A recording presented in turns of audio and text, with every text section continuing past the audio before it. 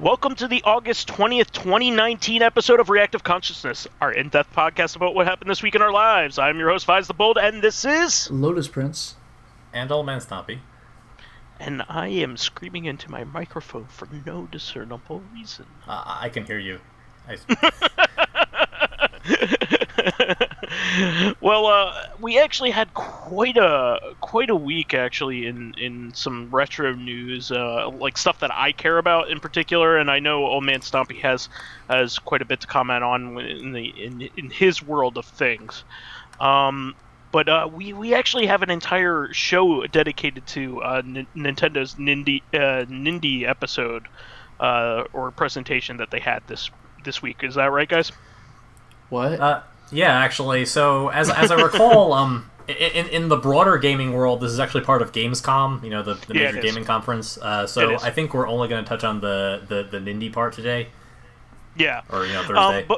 But we'll talk about that on Thursday. So don't think that we missed that with our recording, because we actually caught that right on time. But we're going to go over some less related items. There's a couple things from Gamescom in here, but nothing too crazy. But I did want to address the fact that we have an entire episode dedicated to that coming this week, later on this week. So to get us started, I love doing updates on the stuff that I'm really excited about, and new Streets of Rage character was just announced today, I think. Did you see this, Lotus? Did you see the new character? Nope. Oh well, this'll make you happy, because you as well as I are fans of Adam from the original game. Yeah. This is Cherry Hunter, his daughter. Oh, nice. And the aunt of Skate, I would believe so. So this is really cool. She battles with a guitar, and she's kind of a punk rock chick. It's pretty neat. I love how that's still very 90s. Does that mean that she's related to Hoops Barkley? Almost certainly. Oh yes. No. Hunter. The Hunter clan is different than the Barkley clan, but I understand. It's a suspiciously superficial similarity. Only in looks. Only in looks are they related. And also all of the animations. Yeah.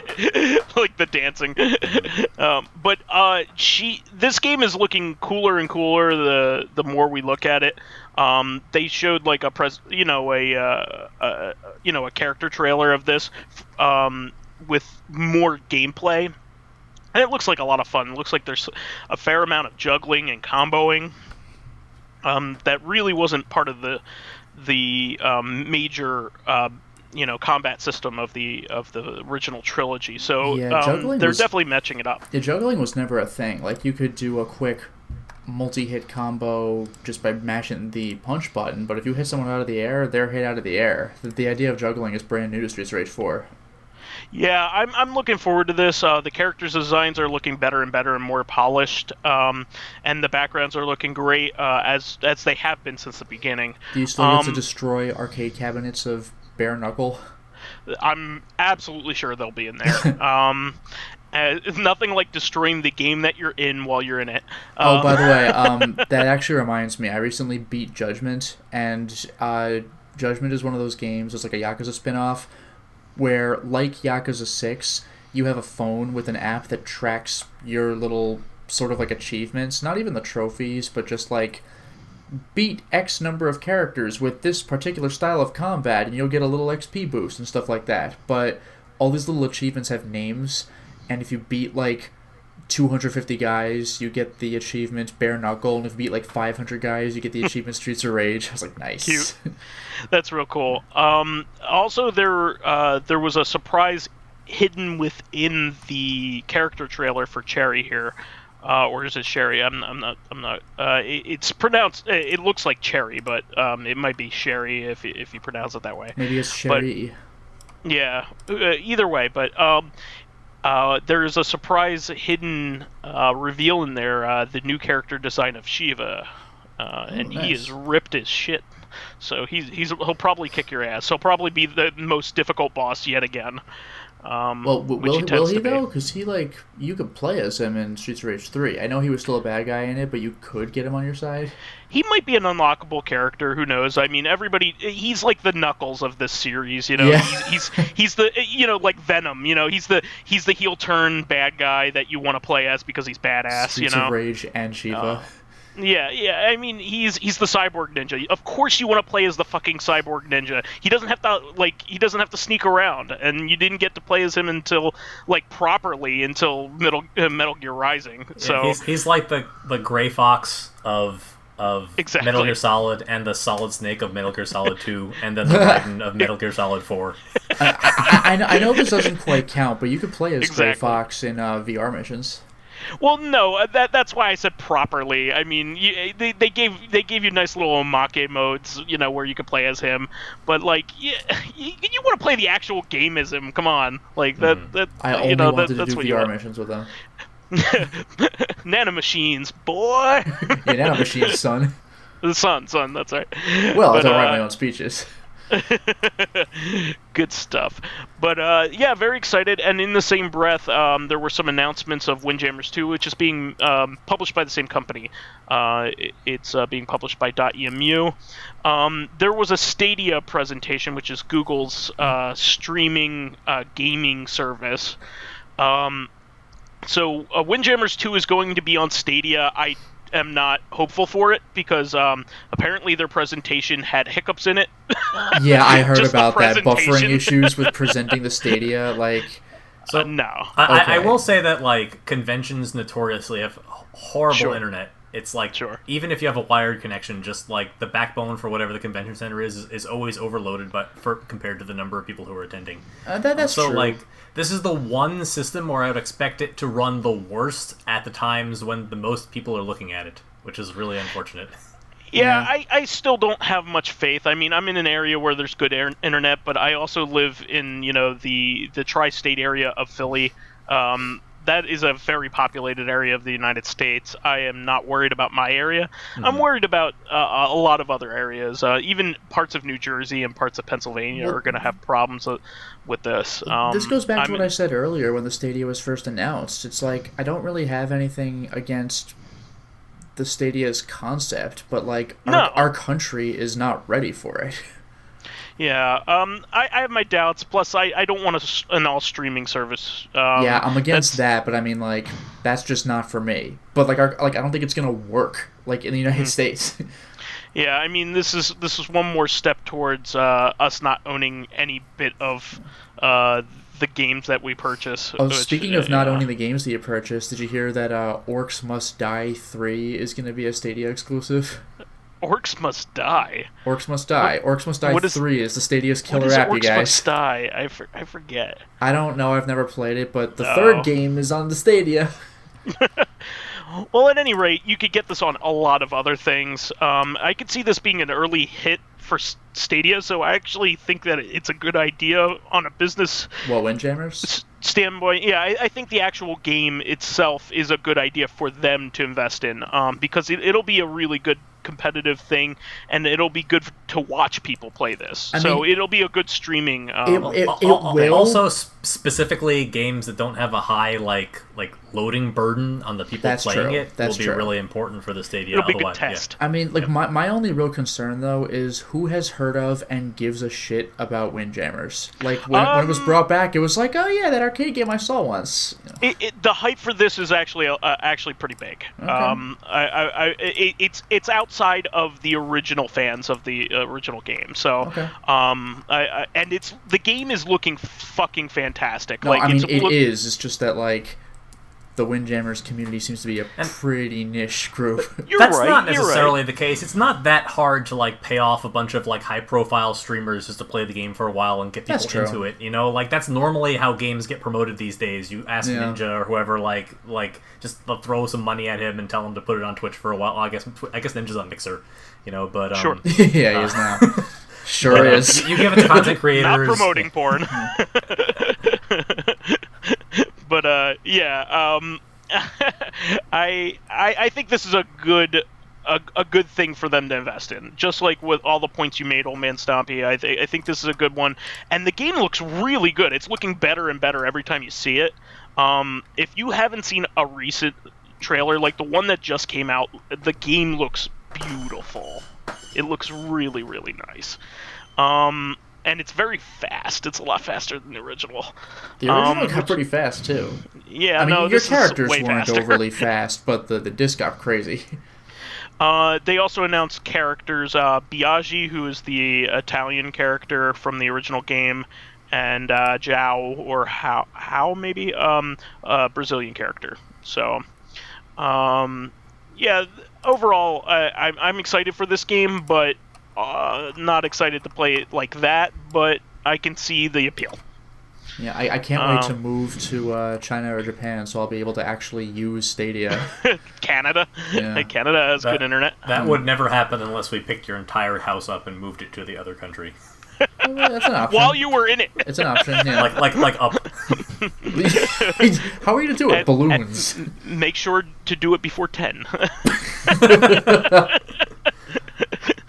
I can't stop it. I don't know how it works.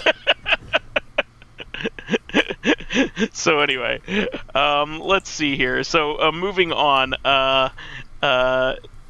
we have also Grandia HD collection. Did you guys see the big gaffe with this? Well, yeah, wasn't it like yet. it was just like a direct port and like not as good as the Saturn version? Well, not only that, but did you hear about the German translation? Oh yeah, there was some word that was like the wrong word. Oh yeah, it was like Fraulein, and that's like Miss, as in not Mrs. Like hello, Miss Smith or whatever. But like no. It was translated as Miss, as in to not hit. Yeah, so the context of what happened, like the translator was given no notes on what was happening. Yeah. And so they in battle the character will do an attack and miss. It says Fraulein. Yeah, that's amazing. Dame. Yeah, like what? Senorita. That's fantastic. Maiden. It's just what the fuck? That's freaking great, So, man. That's what you get when you Google Translate. I'm really glad that I Googled this because it told me that this is only the second funniest German mistranslation in gaming history. The funniest apparently is from Champions World Class Soccer, because the word for shootout is the word for shit with the I and E like transposed. So every time there's a shootout, it just says Scheißen. Nice. That's pretty good. That's really good. I just love the idea of like I just wish that I could, as an English speaker, play the German game without this knowledge and just see Fraulein and be like, I may not be German, but that doesn't seem right. like we don't know any German at all, and we know this. Yeah, that's one of the very few words that I'm pretty sure I've heard before. But I just had to point that out because I was dying when I read that, and I saw the picture, and it's just like gigantic, like it's in bright blue with stars around it. Fraulein. That's great. They better not patch that. Want. Yeah.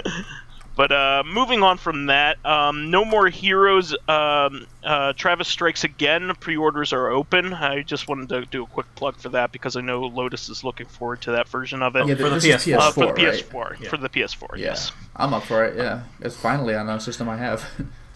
Yeah, I see.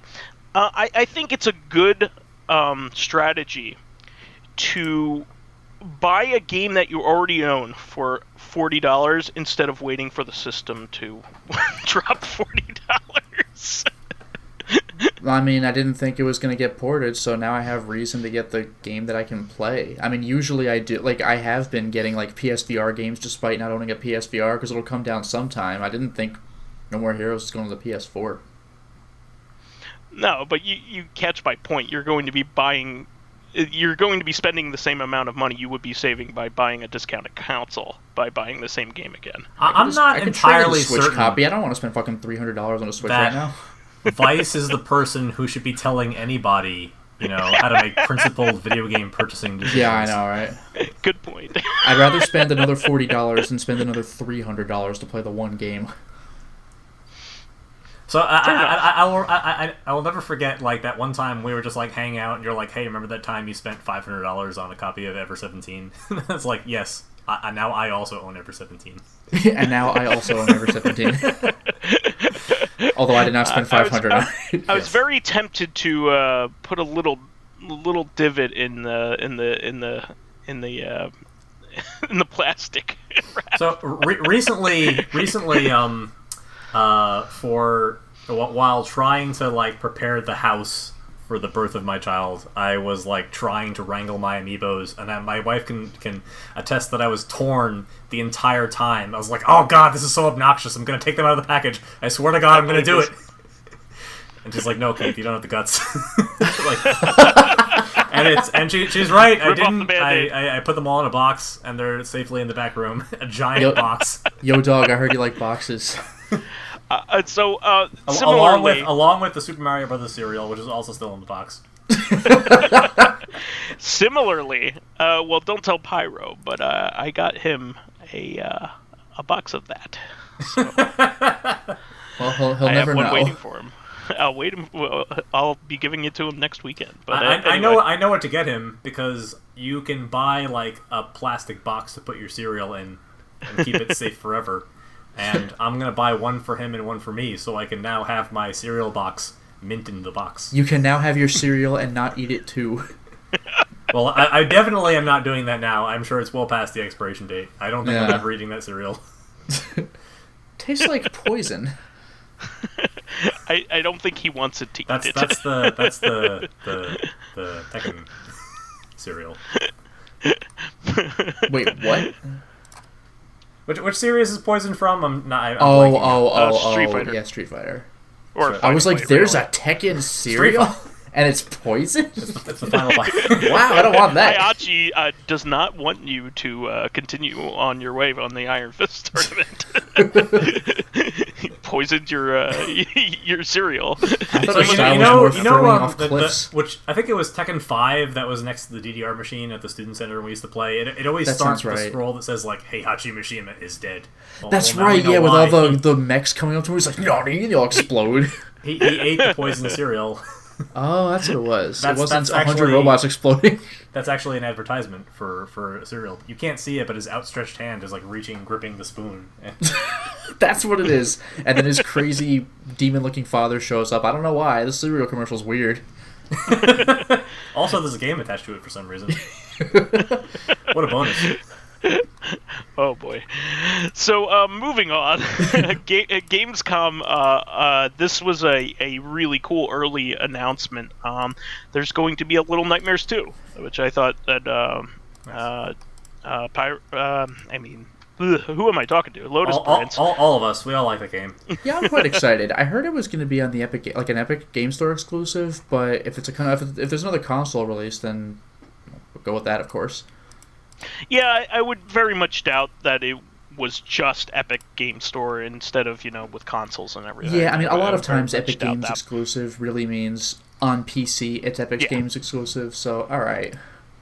Yeah, and more than likely you'll get a physical copy of that. I think the company that makes that is quite if available, keen on that. Oh, by the way, one little funny thing about Little Nightmares, the first game, is that throughout the game you see this long-haired woman just kind of overseeing just a lot of what's going on, just kind of in the background a little bit, and something's going to build up with her, and she's something you have to deal with later in the game. And it was funny because Little Nightmares is one of those games where there's absolutely zero dialogue.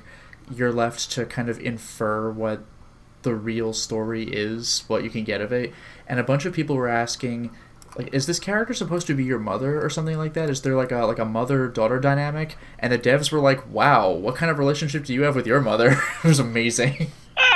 It's no, she's just a fucking antagonist. Jesus. It was really funny. This one has some, looks like to be some outdoor... oh, no kidding. Some outdoor areas look to be the focus of of the game. So that's interesting, because despite the first game where everyone's a giant and all rooms are really big, it's basically just in your house, though, right? No, it's on a ship. Not that you can really tell, except for a few parts of it. But yeah, despite everything being really vast, it still felt kind of confined, just because you're like, no matter where I go, I'm still in the middle of the ocean. You just, like, you never really see that. You see it, like, once, but you just kind of always know it. So the idea that you're just outside, that's interesting. Yeah, I'm getting a real Dusk vibe to it, or not Dusk. That black and white game with the kids Limbo in it. Limbo, yeah. Oh, I'm sorry. Well, yeah. Limbo. I mean, even from the beginning, Little Nightmares always. It's. I actually thought it was the same developer at first. It's not, but it really reminded me of Limbo and Inside. That's Inside. Inside is the same. Inside and right? Limbo, are the same developers. Yeah. But like Little Nightmares, I thought is this their third game? No, different company. It's just remarkably similar in like the basic gameplay and stuff. Proportions, like that. Even proportions of the characters. You know. Yeah, you're like some little nameless character who you immediately pity because you're like, look at everything else in the game. Yeah. I'm looking forward to that. I haven't played the first one yet, but it shouldn't be too hard for me to get through, right? Oh no, there's a trophy for beating it in like 2.5 hours without dying. I mean, you're not doing that in your first playthrough, but the point is, It's a short game. Yeah. I do highly recommend the DLC as well. Cool. Well, I usually play games with the DLC. I usually get them complete. Each DLC episode is longer than the base game's episodes, but there are only 3 of those as opposed to the base game's 5, so it actually feels almost similar length. Gotcha. All right, well, moving on from that, there was a quick little announcement. This is something small, but the new Contra game, Rogue Core, on the Switch and the PS4 has some pre-order bonuses in the form of the panda character that you play as wears different shirts. And so stupid. Yeah, I know. I can't wait to play as him.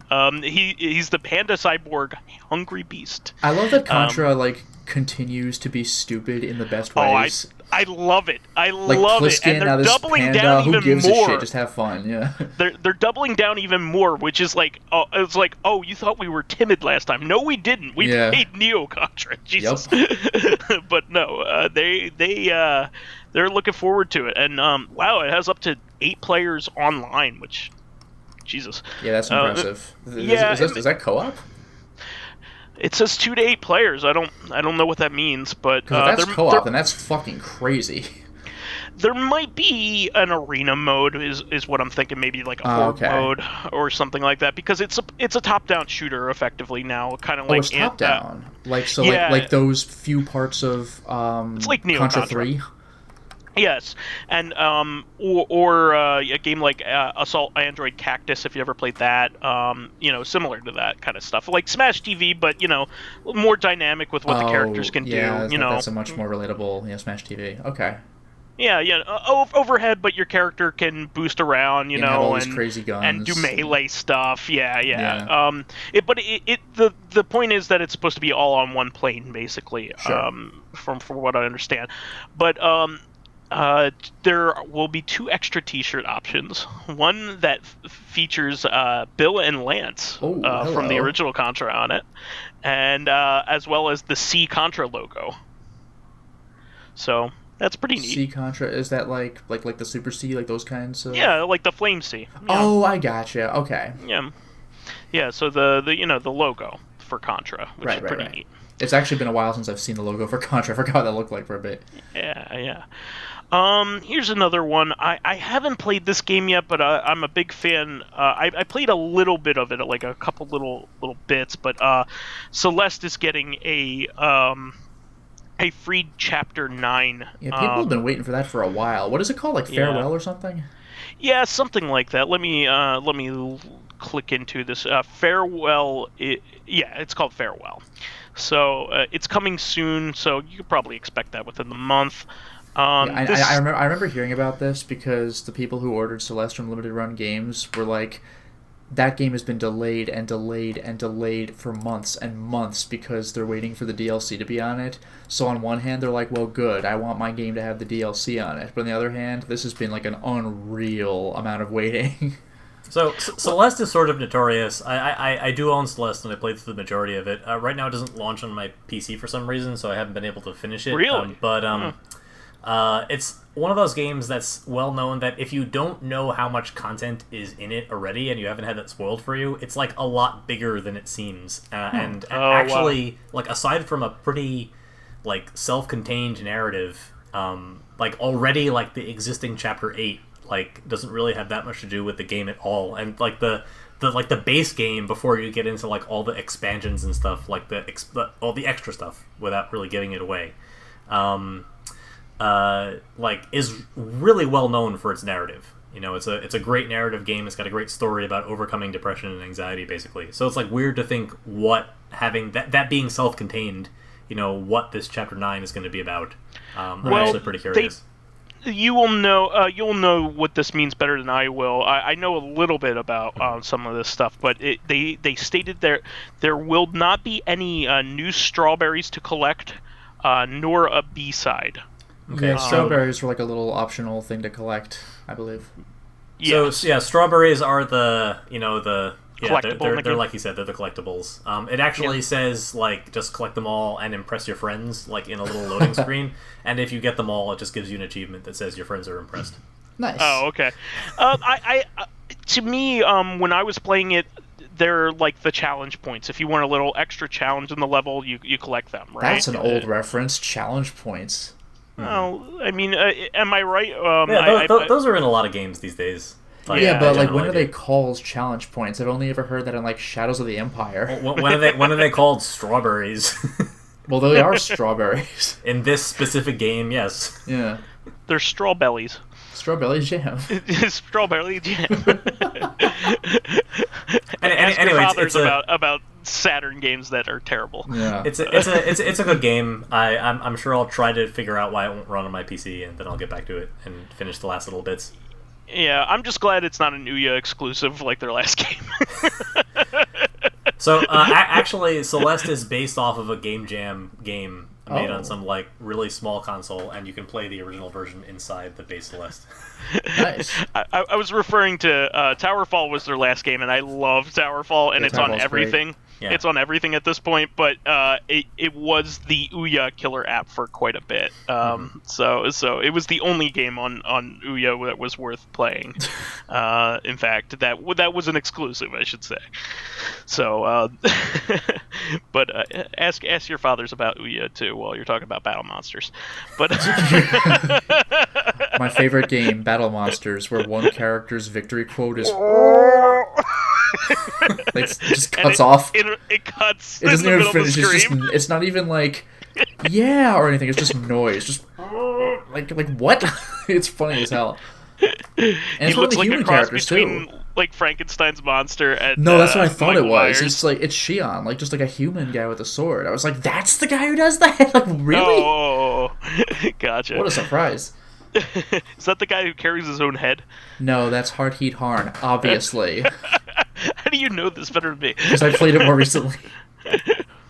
Fair point. There are a lot of fair points. Vice has been Frankenstein's quite monster wrong is this called episode. Death Mask. It's literally just Frankenstein's monster, but his face is white instead of green. It's fine. I'm not being any more incorrect than usual. It's just that I'm being called out on it. Oh snap! You get caught up in your Battle Monsters lore. I bet you don't even know what the final boss is. I'm just full of shit.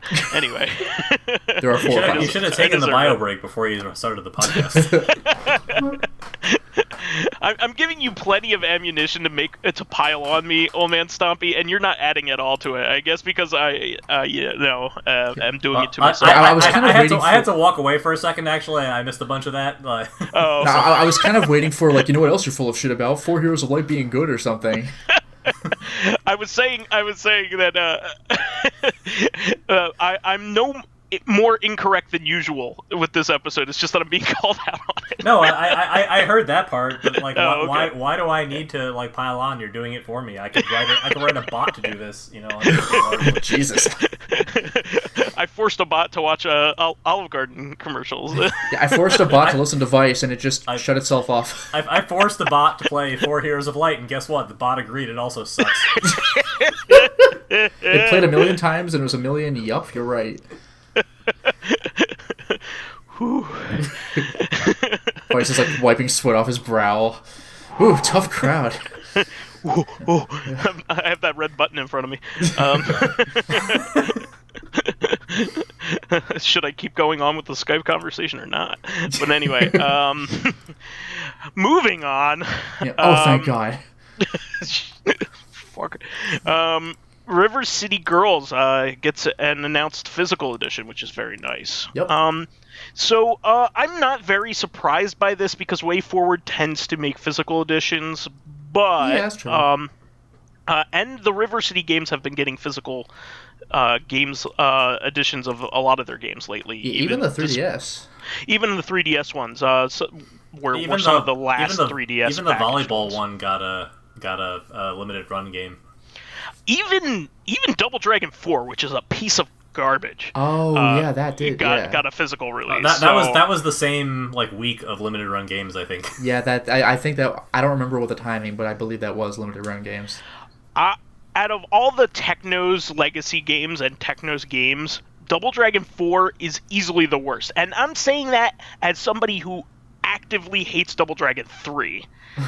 Like, Double Dragon 4 just has no soul to it whatsoever. What was the best one? 2? 2 is,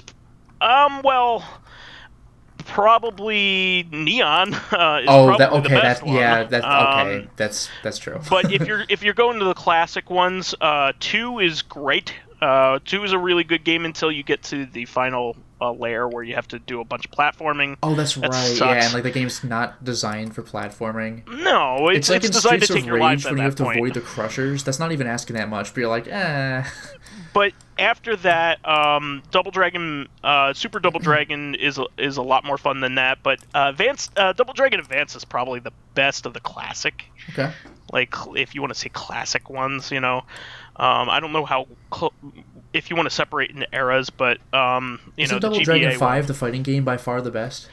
Ugh. Actually, no, for real, wasn't the Neo Geo like fighting game based on the movie like actually Yes. kind of good? But it's actually good, yeah. And then there's like a spiritual successor called the Rage of the Dragons, which is fucking great. Oh, I didn't even know on the about that Neo one. Geo.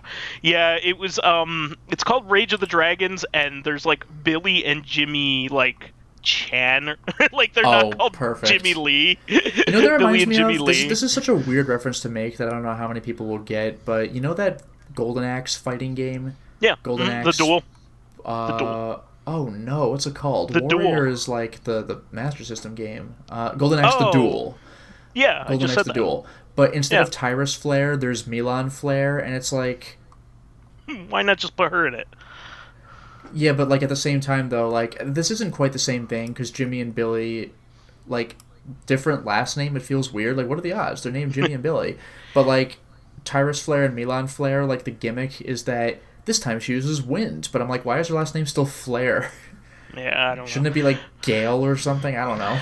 But like the Rage of the Dragons is very clearly a game that started off as like an actual sequel, and they just couldn't secure the rights or whatever. Oh, and okay. like it continued on. It's one of the very few games that I know of that was made by a Mexican group as well, and it was for the Neo Geo, and it's like one of the best games that will never get republished ever again, because of its it's hinky that it was even produced to begin with. So yeah. you know what that almost reminds me of? Do you know the horror game Dementium for the DS? Oh, sure. Mm-hmm. That was supposed to be a Silent Hill game, and they pitched Yeah. it to Konami, and Konami was like, nah, so it's like, shit, so that's just kind of its own thing now. Yeah, maybe we could do a CoreCon on games like that eventually. Games that lost their licenses. I know quite a few. Games that should have been other things, or weren't going to be, but now are, like all the Hellraiser sequels. Like, let's make it a Hellraiser movie. My favorite is Deadly Premonition. Just like they just started making a Twin Peaks game, and then they just like never bothered to get the Twin Peaks license. Oh, was it actually supposed to be a Twin Peaks game? Of course, it was supposed to be a Twin Peaks game. It's like obviously Twin Peaks. It's I thought so it was just obviously like Twin Peaks. Well, I thought it was just Japan being like a little too close for comfort, or like in the homage territory. Like it like even Snatcher has, wasn't like- supposed to be an actual Blade Runner game, even though it's clearly a Blade Runner game. But Deadly Premonitions even has the woman who talks to the log. They just made it a pot instead in Deadly Premonition because they couldn't I use might the log. add that in Alan Wake, it's a lady with a lamp, an oil lamp. It's the same. Nice. Same but shit. Alan Wake more plausibly is an homage and not just literally Twin Peaks the game. Granted, and also Stephen King's shit, but I'm excited about River City Girls. It's probably going to be the best game of this series. I can't imagine it wouldn't be. Will the enemies really still say barf? They probably will. They probably will. How could they not? They probably everyone will. Be like, go back to those ancient Mega 64 videos, before they were Rooster Teeth. Oh, you would barf and just throw coins. It's pretty great. They go into like a dry cleaner in their town. It's so stupid. Drop coins everywhere. They would be so annoying in real life, but those videos are funny as hell. You wouldn't want to be there. I still love when Arthur's fighting a skeleton in just a public space. People are like, "What the fuck?" And then he gets punched and he drops his clothes and he's just in his heart boxers. I was like, "What?" It's so good. I'm Bostal Rosenberg of Damaska. Don't touch my children. Don't believe Andor's lies. I won't. There's some classics there. When he's a Tetris piece and there's an L piece trying to fit in with things in real life. That's really good. That's really good. There's plenty of really good classic stuff back in the Jackass era of Mega 64. But I'm sure they don't want to get arrested anymore like they used to. My personal favorite, since we're doing that, is the Skyward Sword one, just because it makes me so anxious watching it because it's so accurate to what it's like to play the game, where the guy's just holding the sword and he looks like he has no motor control at all. That's really great. Good. I quite like the Assassin's Creed one where, based on the first game, where you're wearing the hood over yourself and you're lightly pushing past people because you're going through thick crowds. And what cracked me up is that he's lightly pushing past people, but he has more than enough room, so he's just kind of lightly pushing people like an asshole. And they're like, "What are you doing? You can easily go anywhere you want. Why are you nudging me?" And he sits on a bench and hunches over no one will notice, but in Assassin's Creed, it works because everybody's fucking wearing those clothes. Here he's just conspicuous. One of the better ones was also with I think it was Peace Walker when you could transfer between games. Oh, that was an actual official promotion they did with Hideo Kojima. That's what was so funny about it, because they were they obviously thought it was a stupid word, and so they were and they're dragging one of those TVs you watched in high school on the big stand. Well, not only that, it was in a shopping cart with a generator, gas generator, and it was running. They put a lot of effort into that stupid joke. Oh, it was phenomenal, and I think they brought it into an AC Moore or some shit. It's just, and this is an official. What a dumbass ad, but it was great. the Shenmue 3 one before there was a Shenmue 3. That wasn't even an ad. That was just funny. Yeah, they got Yu Suzuki. He finds Lan Di in Oregon. And he farted up to the moon. He chases him down, punching every tree on the way. It was going to be sweet. He's going to ask everybody if they would like to play a game of Lucky Hit. Anyway. So about this Nindy stuff. Yeah. No, we're not doing Nindies. That's on Thursday. Oh, no, I was the one who was confused. So another way forward announcement. Shantae 5 has its name announced, which is pretty cool. Yes. What was it, the 7 Sirens or something? 7 Sirens. So there are going to be more half genies, which is pretty cool. Wow, that'll add up to 4 full genies. What a fine-looking genie. Unless Shantae's one of them, in which case it's 3.5 genies. 3.5 genie hero. That's the game for me. Oh boy, but it does look like fun. It looks like you'll be able to play as the different characters rather than do the transformations like before. Mm-hmm. The animal transformations. Yeah, with the cool dances. Yeah, it looks like you'll be using the powers of the various sirens. I love that even on the Game Boy Color, they had reasonable dance animations. Oh it was a beautiful way game. Ahead of its time. It was a beautiful game. It's the best looking game on that system, without any exaggeration. Moving on from that, Spelunky 2 was unfortunately delayed. If you don't know Spelunky was really the game that popularized the roguelite, even before Isaac. Spelunky HD was the game for this. It was originally on the Xbox 360, and before that, it was a Newgrounds game, wasn't it? Didn't it start its life as a Newgrounds game? That I don't know. I don't follow Spelunky at all. Well, either way, it's what popularized the roguelite genre. And it's a shame that it got delayed, but I'm always cool with a delay when it's not like a troubling one. If they're just like fixing things up and making sure that it's polished and good, I'm quite okay with it. So, moving on from that. Oh, and I wish the original would come to the Switch, but I'm not banking on it if the second one is being worked on right now. Yeah, it'll be like Splatoon, where you'll get 2 on the Switch and you'll get 1 on the Wii U. Yeah. I can't wait for Spelunky to come out on the Wii U. I mean, we talk about this, but like games still come out for the Wii like all the time, like the party games usually. Yeah, like Just Dance. There are so many like educational facilities and like exercise facilities that have one. For that therapy. reason. Yeah, a lot of nursing homes too. Yeah. You're very right. That's a good point. I think the Wii has outlived the Wii U. Yeah. What's the last game that came out on the crazy. Wii U? Like Just Dance game. The delayed port of Axiom Verge. And like it's Just Dance game only about a month ago. Okay. It's also very close to outliving the 3DS, which is pretty amazing.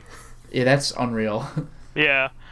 Well, I mean, you have to. I think it's except for the PS2, it's the best-selling console of all time, right? I don't recall, but I wouldn't be surprised. Yeah, the Wii, like at least in its generation, it just destroyed the PS3 and the 360. It wasn't even close.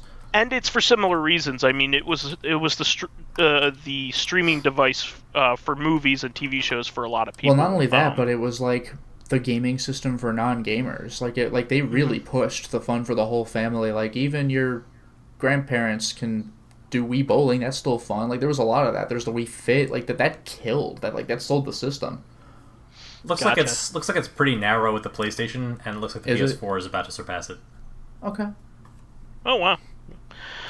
Well, moving on from there, this is something that I didn't think was going to happen, but the Darius Cosmic Collection, the thing that I complain about a lot, but have bought anyway because I'm a fool, and here I am making fun of my friends for being fools with their money when I'm way more foolish.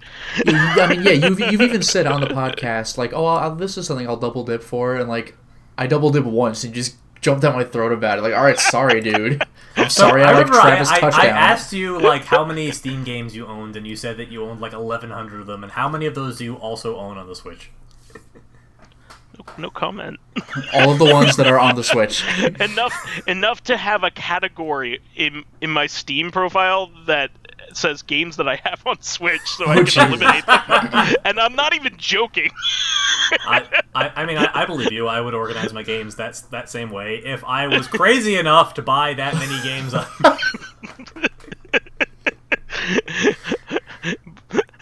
I'm a fool. I was trying to bust Lotus Prince's chops, but it backfired. The one whose chops were busted was you! I mean, no offense. Now. If there's one emotion that I would currently describe how I'm feeling, it would not be offense. I'm not offended. Are you bemused? I am a supplier of offense. I am not a consumer of offense. Chagrin. But anyway. So Darius Cosmic Collection is a really great collection by M2 that had a very, very good selection of Darius games on it. Has almost all of them, almost all the early ones, except for G Darius. Wait, was G Darius that one that you showed me that was on the Taito collection?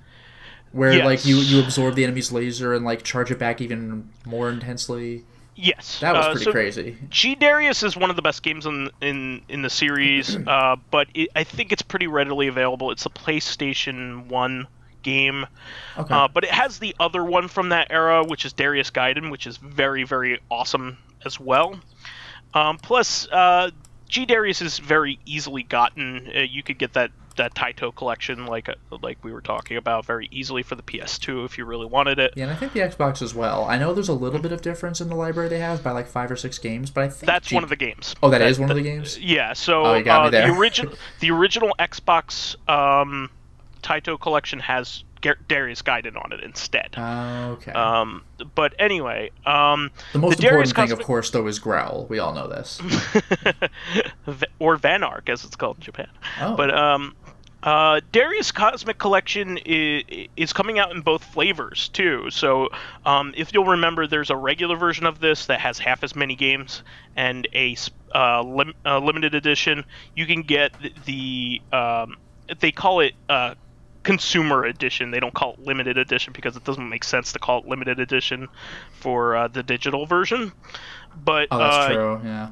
They call it the consumer edition. It's $60 for the whole thing. It's very well worth it. I think it's very reasonable for the amount of games.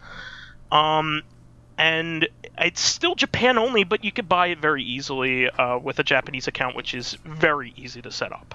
That is true. It's not hard to set up local a Japanese payment account. too. I did that way back on the PS3, and it just carries over into the PS4. It's good stuff.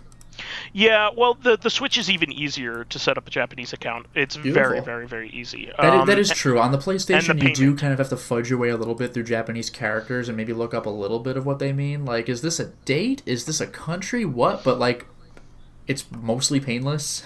If it's even easier on Switch, that's great. Not only that, but you don't have to buy points like you do. You would have you need to buy them from a supplier like Amazon.co.jp or PlayAsia. Yeah, that is frustrating. You cannot use your PayPal or your credit card with a foreign PlayStation account. Yeah, but you can with your Switch, so it's very, very easy. That's great. Yeah. Very, very easy. So I'm very happy about this. This also shows precedent for the Space Invaders collection to also be released like this eventually. So I'm very happy about that. There has been no announcement about the extra game that was a Amazon Prime exclusive, but don't cry. It was a port of Darius 2 on the Game Boy. He'll be okay without it. I've accepted that I won't own that digitally, and so should everybody else. I don't entirely believe you, but I mean, if it were if the option was to buy it for $30, I might do it. just getting all that out on the table there, because I've spent more money on pre-order bonuses that were available on Amazon, especially now that like my wife is dominantly into Final Fantasy 14. Like there's a lot of stuff that has cross promotions with other retailers that sell me things that I already own for the game. Oh, sure. Oh, if you want to bust my chops for owning stupid stuff I don't need, I only recently got halfway decent at curbing my appetite for it. Like I haven't watched I haven't purchased the new Fire Emblem game, and it is the only game in English that I don't own in the Fire Emblem series, and I'm staying strong with that. I'm not going to buy it. So well, yeah, I was going to say, have you played any of them? I haven't beaten any of them, but okay. I came very close. I got the last map of the original GPA one. Okay. Yeah, I only own 3 Fire Emblems, and again, I still need to play them. And one of them was Awakening, which I heard was brilliant. My point is, if anybody's OCD should be tingling, it should be mine, because there's an easy, accessible one last game to get. Yeah, to have them all, and I'm not itching for it. I mean, there will be another game. Fire Emblem Three Houses is a fantastic success. They will surely make more. Not only are you triggering me with it's a good game, it's a good entry in the series, but you're also triggering me with there will be more. I will say I did buy it because my wife wanted to play it a little bit, and she needed something to do on some of our doctor's visits. Okay for you to buy it because you'll play it. Well, yeah, she played it for an hour, and there was like literally no combat. It's all like the dialogue. Harry Potter basically. Yeah. Which never was a thing with Fire Emblem before. There's a lot of like ceremony around the game. It's more like Persona. Sure. which makes me anxious because like you know the calendar is constantly marching forward, and I've watched people try to play this on YouTube briefly, and they are just constantly resetting because they're not happy with the outcome of a choice they made, and or like it doesn't lead their character towards a development path that they're interested in, and that could be something that happened like a month ago in game time, and it just I don't know how any human being like can especially someone like me who already has trouble just deciding what game to put into my system because of analysis paralysis. How can anybody be happy with like the outcome of like their party and not feel like it would drive me nuts? Yeah, it would drive me nuts. I'll just I'm use the a guide. same way. Fuck it. I'm the same way. Like Dark Souls for a long time like daunted me because of that. So Yeah, with Dark Souls, if you want to beat the game, nobody's stopping you, but it is very easy to like Miss end out on quest stuff. lines early accidentally. It Yeah, is very absolutely. easy to mess that up.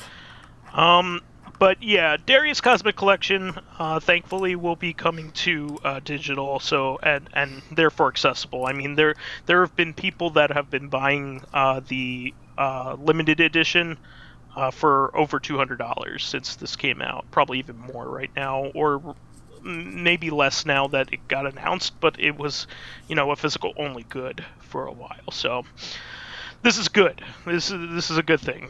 This means that they're making it more accessible, so that's great. Next thing was in the Arcade Archives series. This is kind of goofy. They released the Versus Gradius game for Switch and PS4. Are you guys familiar with the Versus versions of games? Nope. Okay, so Nintendo made a series of cabinets that's based off of the Nintendo Entertainment System called the Versus series. This is where they came up with their version of Duck Hunt, where you could shoot the dog in the bonus round in the arcade. So this is Versus Gradius. So it's not the arcade version of Gradius in the arcade. It is the NES port of Gradius in the arcade. So the Switch and PS4 both have a port, an arcade port of Gradius already. So this is kind of a redundant release. The only difference between Versus Gradius and regular NES Gradius, I might add, is that it has an infinite loop to encourage high score play. Okay. So skip this one.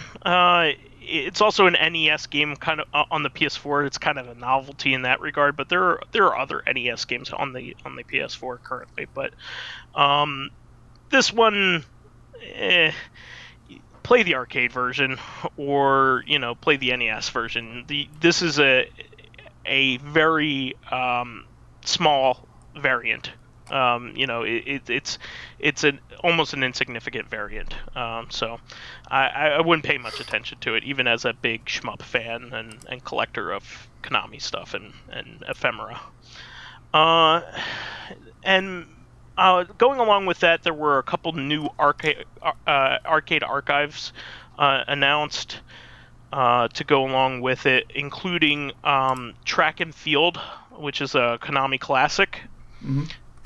Which I like quite a bit, and Vigilante, which is kind of a pseudo-sequel to the original Kung Fu. Oh, wow. Yeah, if you know what I'm talking about there, the That game is NES all right. classic Kung Fu. Where you beat Mr. X, save your girlfriend, and then do it again? Did you know that was attached to a license in its original form? Well, yeah, the game just, even out of context, just looks like Game of Death. It's actually Spartan X. It's a Jackie Chan film. Oh, nice. Yeah, an actual Jackie Chan film. So, well, but Vigilante is very much a spiritual successor to that. You won't recognize the gameplay immediately. There are a couple other upcoming games, including Pinball and Water Ski. Not huge releases there. Vigilante and Track and Field are both the two best games in that lineup. I would say that Track and Field is still a pretty fun party game with two players, because you have to get physically into it when you're playing that game, because you have to tap really fast. So that's a fun game still. Moving on from that, we have Ion Fury was released. Do you know anything about Ion Fury, Lotus? Just that it's like a Duke Nukem 3D style game, like made in the Duke 3D engines, just like smoother.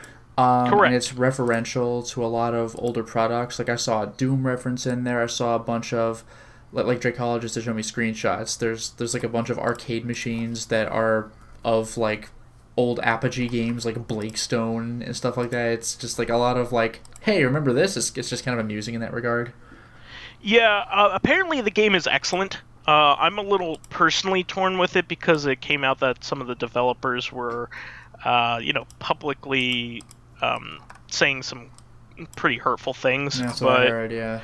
that's why I'm a little lukewarm on it, and I'm actually pretty sad because apparently it's a very nice product. It's a very good game. Yeah. But yeah, and they're not really apologizing. They're kind of doubling down on that kind of stuff. So I don't know what to think of it right now. But I'm gonna wait off until the dust clears on that at least. But I don't want to support bad behavior. Yeah. But apparently it's very good. So if you could stomach that, go for it. I would say. And let's see here. Just a couple retro bits here. Did you hear about the news with the analog DAC, Lotus? No. So I had talked about this within the last couple episodes. The digital to analog converter that you would use with the analog SG and Super NT. That's right. Yeah. To allow you to play on a CRT if you wish. Right. Or an analog, or at least convert it to an analog source for other purposes too, for capture, or if that's the only method of capture that you have, or for light gun use. That's another thing for CRTs, or for some reason you just want to put it through a FrameMeister or something like that, or an OSSC. Well, they have officially announced that it will allow you to use your 32X on it. Huh, nice. So it's effectively allowing you to completely replace your original hardware, your original Genesis hardware. You will need to get a custom wire to go with it, but I would be very surprised if they didn't offer that when the time came. This is very early in this stuff, by the way. The DAC hasn't even been publicly released yet, just beta units. Wasn't DAC like shot in the back and then stepped on by an AT-AT? Anybody remember that guy? Dak in Empire Strikes Back? Is that what that is? There's a weird reference. Dak? Dak! Biggs and Wedge, but... Oh, Biggs and Wedge? Yeah, I can't believe Star Wars ripped off of Final Fantasy. Hello, OldManStompy, you're back. I don't know, I stroked off for a little bit there for a minute. Yeah, I mean, there were plenty of moments in which you could groan at me, so I knew you weren't there. But no, I mean, like, I have to build you up before I knock you back down again. Wow. And mess me around. And first of all, anyway, but yeah, this is really cool. Of course, the major caveat to this is that you will not be able to play your 32X games digitally. So this means that if you want to use your 32X with the Mega SG, you will need to output to an analog source to which maybe your TV can accept. It probably could, because you could get 720p out of analog sources. So a lot of TVs that still accept component will still take that. But you could also throw it into an OSSC or a FrameMeister if you already have that kind of thing. So for me, it'll completely replace the original hardware. I'll have no reason to hold on to my old Genesis, other than nostalgia. So good news, I think. And it's a good solution until somebody can figure out, how to digitally, convert that. So Cool stuff. And Jag SD pre-orders just went up. Both of these things were sourced by Retro RGB. By the way, I got this news from Retro RGB. I'd like to give him I like to give those guys a plug when they release cool news like this. But Jag SD is the SD flash cart for the Jaguar. That will also replace the Jaguar CD. It is not for me, but it's really cool if you are into the Jaguar.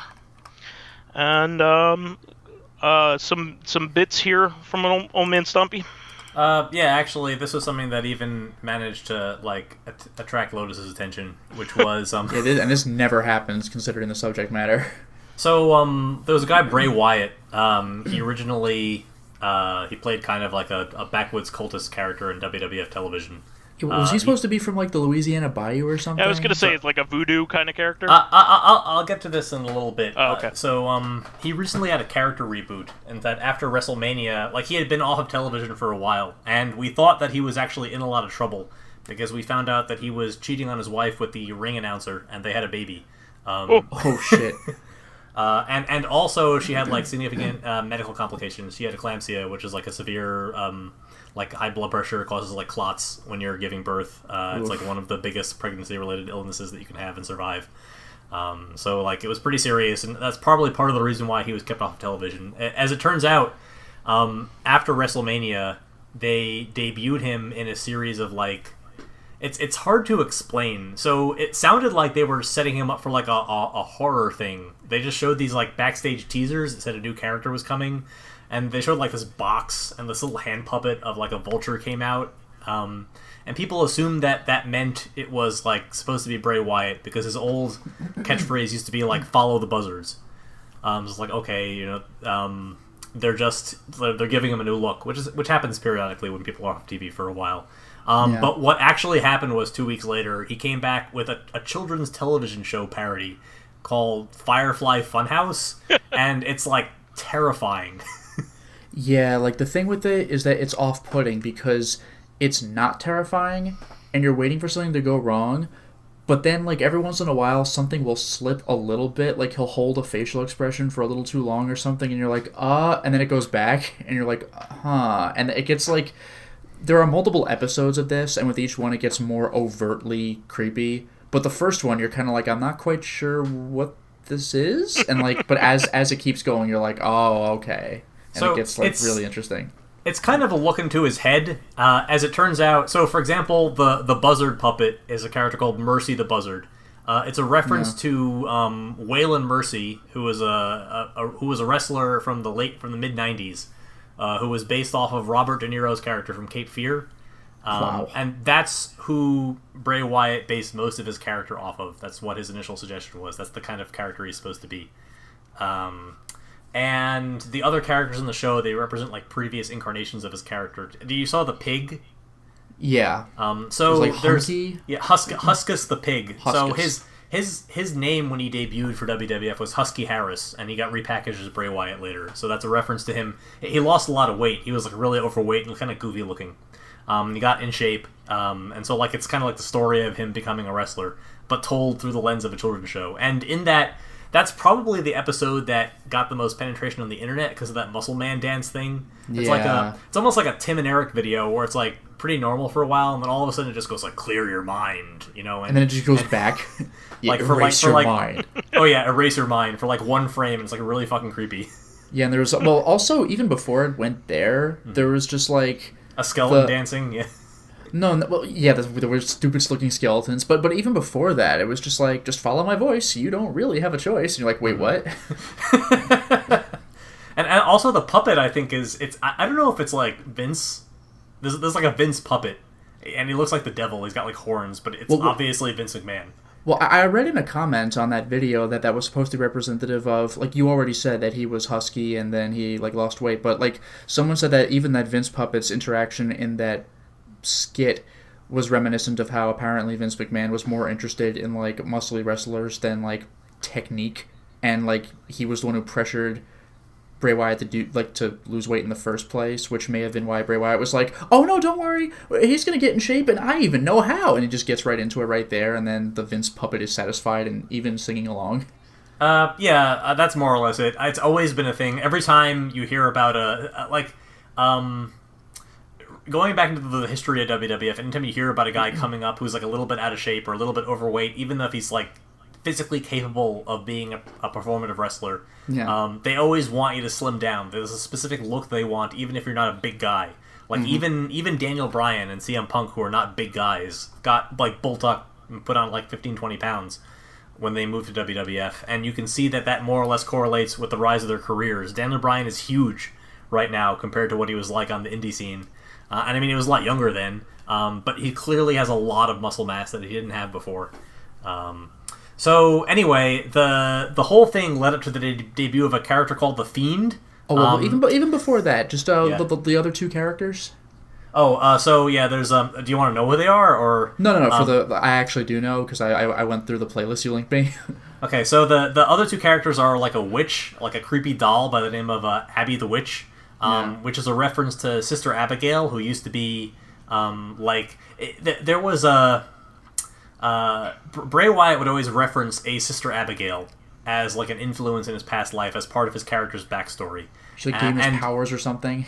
Yeah, and eventually, when he finally won the title, he had a feud with Randy Orton at WrestleMania that culminated in a title match at WrestleMania, where Randy Orton, like, went to Bray Wyatt's shack and like drove a stake through the ground and then burned the shack, which was supposed to like annihilate Sister Abigail. And I forget if I told you this, but it was really funny. So Randy in the promo said that he drove a crucifix, not a crucifix, a crucifix through the ground, and was nobody that his knew accent, what it was. Or was that like a flub? But like, it definitely sounds like a flub, and like nobody could figure out what he was talking about. But they had to run with it, and it was like on the website, like Randy Orton drives crucifix through Sister Abigail on the WWE.com. I was like, what the fuck is a crucifix? That's amazing. I guess it was a pre-taped segment, so it wasn't even so that was the best take. It's even better. You couldn't just retape it. It was like a real live version of the 37 takes, and that was the best one.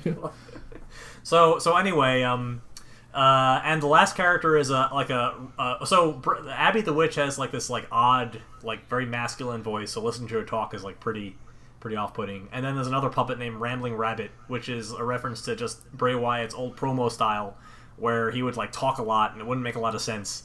And he would make a lot of vague references to the people he was going to feud against next. Would he say dude a lot? Because that's Rabbit's thing.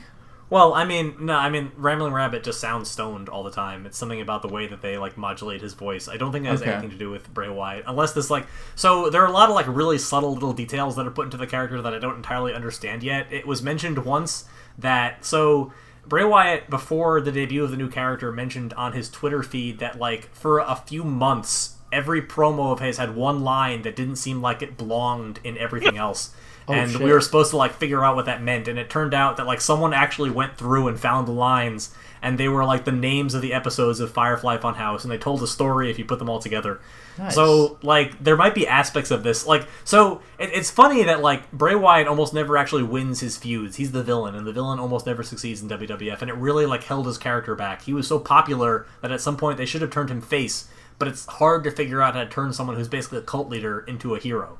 Well, not only that, but like one of the first times I ever saw any video of him was one you would link to me of, where he was just the other guy. Like you were linking me to like a Broken Matt Hardy video, and Bray Wyatt's like being all serious, like the ramblings of a madman. You are no match for the Devourer of Worlds or whatever. But Matt just doesn't give a fuck. He's just being stupid and like sucking the tension out of the entire scene. Yeah, exactly. And like they keep using Bray Wyatt in that role, and like you expect that to happen because he's still kind of young. Like he's in his early 30s, which is young for a wrestler who has had as much experience as he did, as he does. So like you'd expect eventually there'd be a payoff where it becomes a consistent main eventer, but it's never happened. And this kind of feels like this has that like spark to it. This like re-debut of the Fiend is like one of the best character-driven things and one of the few things they've done in a long time. aside from like the legends who come back, like the Undertaker and Goldberg, where it really feels special and unique when he comes out. But I mean, the Fiend in particular has been built up for like at least 4 months. Like it's really been slow boil. You saw his debut match, did you? Like, well, I saw his debut of him walk into the ring, and I saw a small clip where he beat Finn Balor, but I didn't see the whole match. I mean, you saw the important parts. So the idea is that like so Bray Wyatt used to come out with a lantern. And this is crazy. He used to like blow it out when he came to the ring with the Wyatt family. It was like his hillbilly clique. So his new lantern is Bray Wyatt's head, like twisted and with the eyes sewn shut, and like the mouth is like over the lantern, so it's like a glow coming out of the mouth. And Bray Wyatt has dreadlocks, and the dreadlocks like are the handle to the lantern. Like it's really well done. Fucked. Like no one expected that because he showed off the Fiend a little bit on the Firefly Funhouse, which I kind of wish he didn't do. Maybe a flash of the mask or something, but the whole body. But when you see him come out, like I don't think anybody expected the fucking lantern. That was ridiculous. So, the props have a good lineage. His costume and the lantern, they were done by Thomas Savini, the director of Night of the Living Dead, the guy who did the special effects and makeup for Friday the 13th and Texas Chainsaw Massacre. He's amazing, yeah. Yeah, so he's an excellent prop artist and an excellent like makeup artist for one of my horror favorites. Movies. Yeah. So they tagged someone exceptional to work on this. Yeah. And it shows. Yeah. And also I didn't know about this because like again I don't follow wrestling, but like he has a new theme song, which is a take on his older theme song. It's like sung by a different person, and there's like chanting lyrics in the background, but the melody is the same, but it was like angrier than it used to be. Yeah. I kind of like the slow unease of the previous melody a little more, I think, but the new melody is still, or the new theme is still very striking. So the old melody fit with his old entrance. Like, it felt like if they were going to turn him face, he was going to be like an anti-authoritarian kind of face, you know, someone who like had a like Triple H or Vince McMahon to like be his antagonist. But it never really got that far. But when he came out, he had what was called his fireflies. They would bring all the lights down the arena, and people would put their phones or their like devices out, and it would look like a sea of like fireflies. Yeah, really which cool they still did. Effect. Yeah, they do it because that's what people associate with Bray Wyatt. It doesn't really quite look the same, you know, with the Fiend. Like when the Fiend comes out, usually they totally black out the entire arena. They did it just today. So they had actually. So it's funny because the wrestlers are becoming self-aware about it a little bit. Like.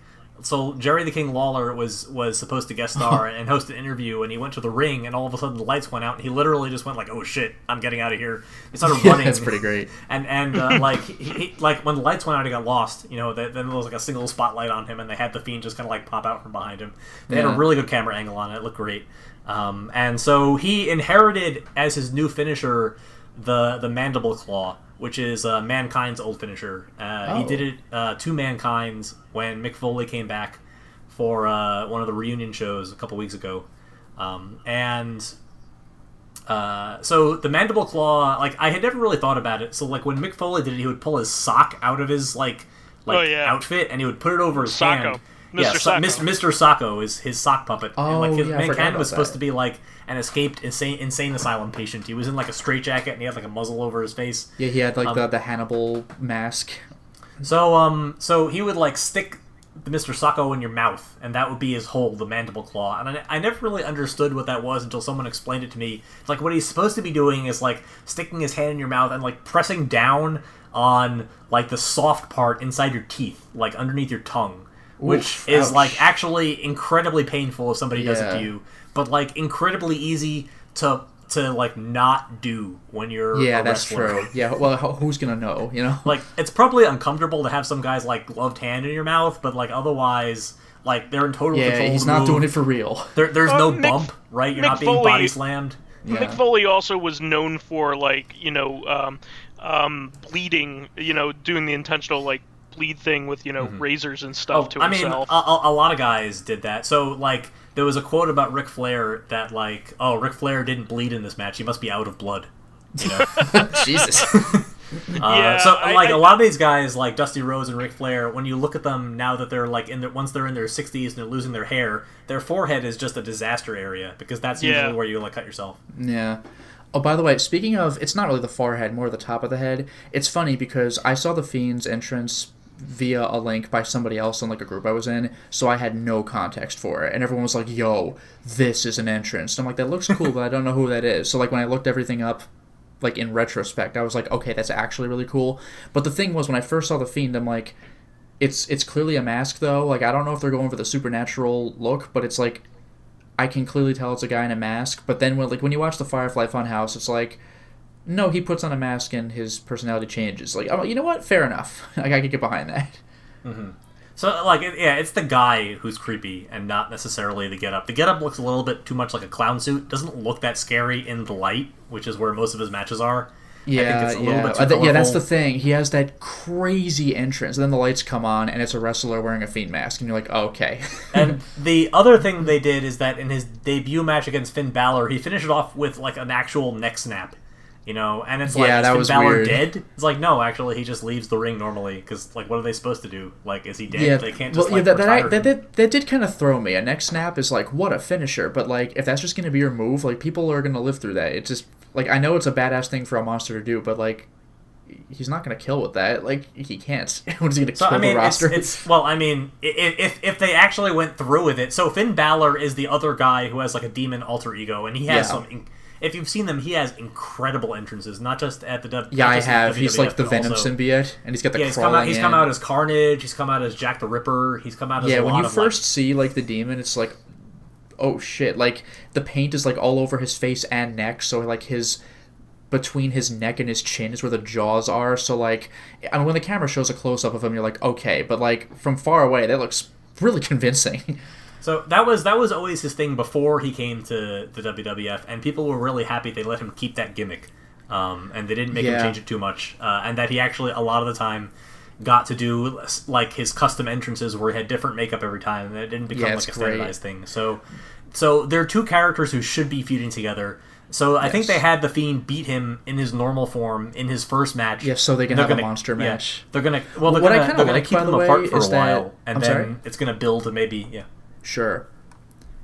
No, what I was going to say was I kind of like that Finn Balor's gimmick is that, like, he unleashes the demon, whereas Bray Wyatt's gimmick is he's fucking insane and lets out his, like, metaphorical demon. Like, even during the match, he's, like, clutching his head, where it's like, uh-oh, a momentary loss of character, like, that kind of thing. The only thing, like, I get that as a cool effect. The only thing I'm a little concerned about is if they're going to pull, like the old Supergirl comics where it's like, he's winning the match, and oh wait, he just stopped and had a lapse. His powers are gone for a second because that's the time. Like, I just hope they don't go too far with that. I've never really seen wrestling be thought that deep.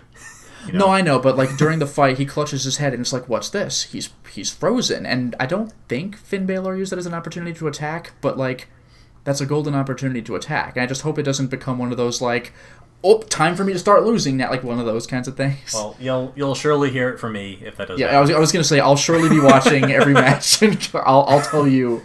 So yeah, I'm excited. There was a comment a while ago by Dave Meltzer and Brian Alvarez, like two of the biggest wrestling journalists out there, that for a long time WWF wrestling has become less and less character driven, and it's not necessarily that they want that to happen. It's just like almost like the way that they've been sabotaging themselves because they don't want any of their stars to become so large that they have to leave for Hollywood like John Cena and The Rock did.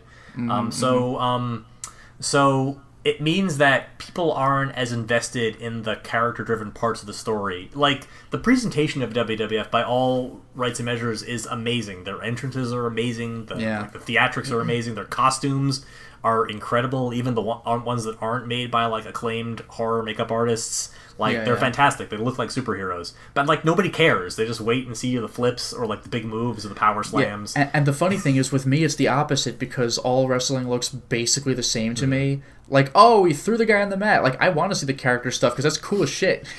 So, I'm happy that for once they have this, like, very strong character who they don't use on television every single week. And people are... And, like, the matches aren't really that important compared to his aura. Yeah, by the way, on Firefly Funhouse, I noticed a lot of people were saying, like, Bray Wyatt's got, like, legit acting chops to go from, like, creepy to comedic and back without, like, it looking like it's obvious that he's doing that, which is kind of nice. Oh, one thing I should point out, by the way, his little, like, I'm surprised, or like this is exciting. His like little kid catchphrase, like Pee Wee Herman, like that's the word of the day, like that kind of thing. His catchphrase is yowie wowie. So I gotta say, it was kind of like a little funny, but a little bit creepy considering the aesthetic of the match. For when the Fiend first shows up, the audience is just chanting yowie wowie. I mean, the audience ruins it a little bit, but when the Fiend came out for the first time... I thought that kind of enhanced it a little bit. I thought that actually kind of worked, because it's creepy seeing this Fiend, and now you're hearing the yowie wowie. Well, yeah, so when you saw the Fiend for the first time, he has this guttural, like, yowie wowie. Like, that was actually, like, pretty fucked up, and I appreciated that. I also like the chant of let him in, because, like, that's his whole thing. Yeah, like, so it's good that the crowd likes Bray Wyatt in all of his incarnations, because it does help a lot that they participate in his matches and they like chant his chants, because it feels like he's got the crowd in his hands, and that's really cool. Yep.